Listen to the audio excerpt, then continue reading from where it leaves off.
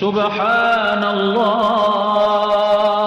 سبحان الله سبحان الله المنفس عن كل مكروب ومديون سبحان الله المفرج من كل محزون سبحانه من قال إنما أمره إذا أراد شيئا أن يقول له كن فيكون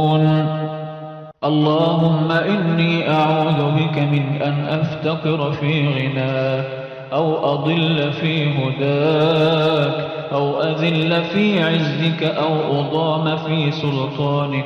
اللهم إني أعوذ بك أن أضطهد والأمر إليك